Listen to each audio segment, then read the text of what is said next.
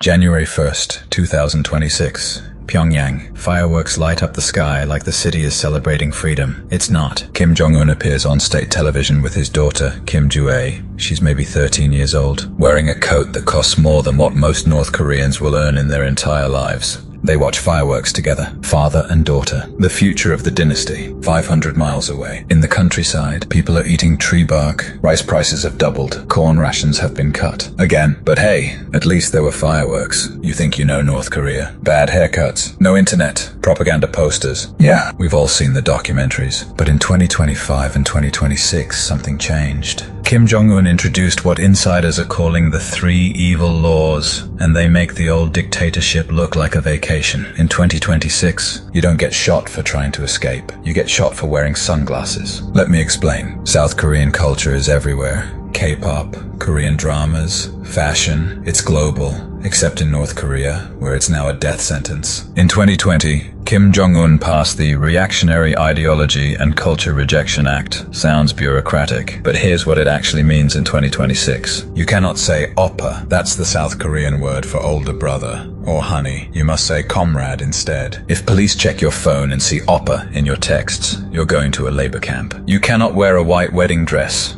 It's considered puppet culture, South Korean influence. The regime says it corrupts revolutionary spirit. So North Korean brides wear traditional hanbok or nothing at all. You cannot carry the bride over the threshold. That Western romantic gesture, banned, it's bourgeois decadence. You cannot drink from wine glasses. You cannot wear sunglasses, even indoors, even if you need them medically. Sunglasses are South Korean gangster style. In South Hwanghae province, a 22-year-old man was publicly executed, shot in front of his family and neighbors. His crime? He listened to 70 K-pop songs. He watched 3 South Korean movies. 70 songs, 3 movies. That was enough to end his life. They tied him to a post. They made the entire village watch. They made his parents watch. Then they shot him, as a warning. But Kim wasn't done, because culture is just the surface. He wanted to control language itself. In 2026, if you're a young person in Pyongyang, you live in constant fear. Not of bombs, not of war, of your own phone. The regime has deployed phone inspection squads. Plainclothes police stop you on the street. No warning, no warrant. They demand your phone, right there, in public. They check your text messages, not for plots, not for rebellion, for spelling, for slang,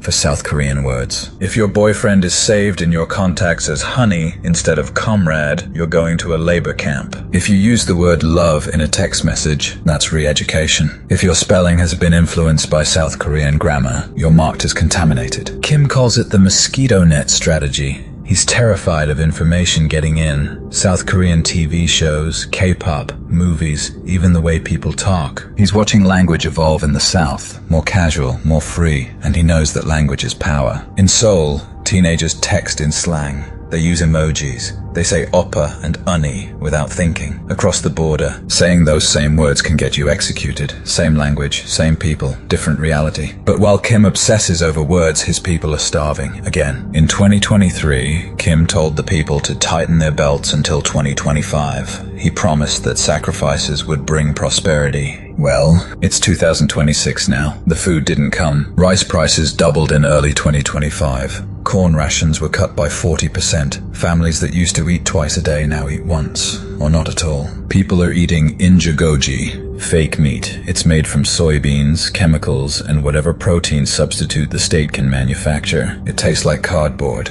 It barely has calories, but it's all there is. Meanwhile, Kim Jong-un imports Hennessy cognac by the crate, Swiss cheese, French wine. His daughter wears Italian designer clothes. She has never tasted injagoji. She doesn't even know what hunger feels like. Look at North Korea from space at night. It's black, almost no electricity, except for one bright spot. Pyongyang, the capital, where the elites live. Where Kim and his daughter eat imported lobster, while the countryside eats tree bark. And that daughter, she's not just eating well, she's being trained. Kim Ju-ae, 13 years old, maybe younger. The regime won't confirm her age, but she's everywhere now. She attends missile launches.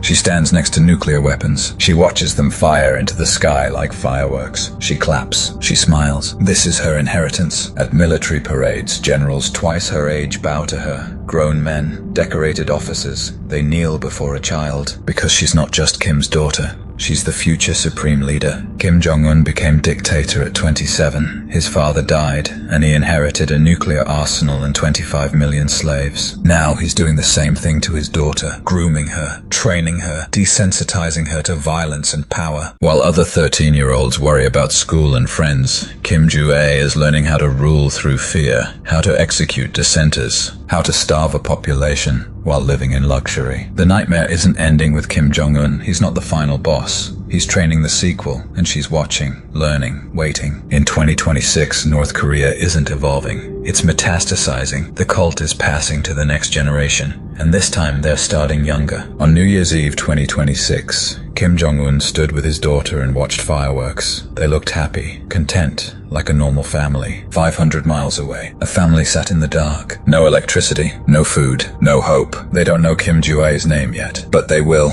Soon enough. You think dictatorships end when the dictator dies? They don't. Not when it's a family business. If you want to understand the monsters still ruling in 2026, subscribe to Tyrant Tales, because history isn't over, it's happening right now. In 2026, North Korea isn't a country, it's a family business, and business is booming.